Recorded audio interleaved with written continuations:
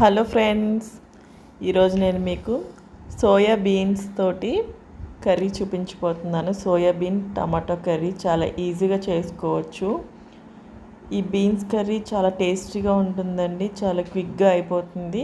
Lunch బాక్స్లోకి ఎలా తయారు చేసుకోవాలో దాని ప్రాసెస్ చూద్దాం. ఇక్కడ నేను బీన్స్ 1/2 kg తీసుకున్నాను. శుభ్రంగా 2-3 టైమ్స్ కడుక్కొని పక్కకు పెట్టేసుకోవాలి.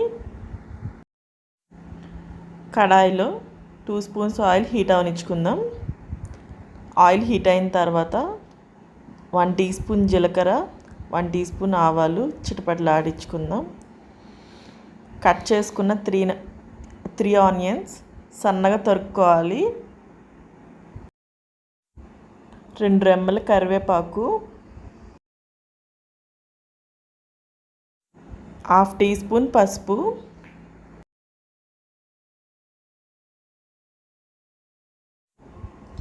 ఆనియన్స్ ఇలా లైట్ గోల్డెన్ కలర్ వచ్చే వరకు వేయించుకున్న తర్వాత 1 teaspoon ginger garlic paste పచ్చివాసన పోయే వరకు లో ఫ్లేమ్లో వేసుకొని ఫ్రై చేసుకోవాలి.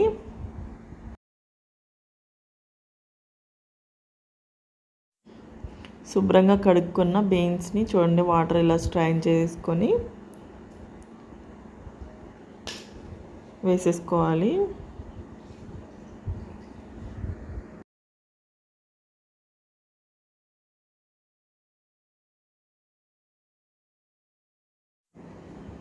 కట్ చేసుకున్న పచ్చిమిర్చి ఒక 5,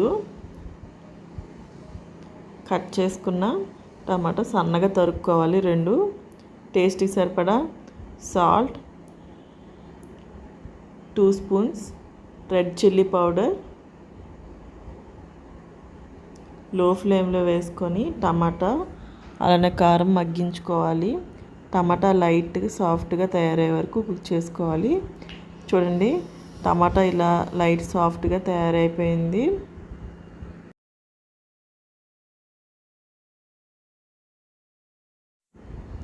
వన్ గ్లాస్ వాటర్ యాడ్ చేసుకోవాలి. బీన్స్ కుక్ అవ్వాలి కదా, 1 గ్లాస్ వాటర్ అయితే సరిపోతుంది. మీడియం ఫ్లేమ్లో వేసుకొని కుక్ చేసుకుందాం.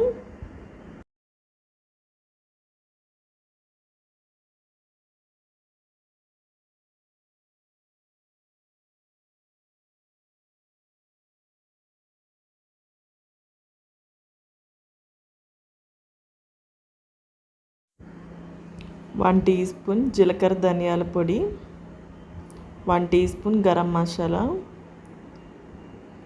గ్రేవీ కొంచెం చిక్కబడే వరకు కుక్ చేసుకుందాం లో ఫ్లేమ్లో.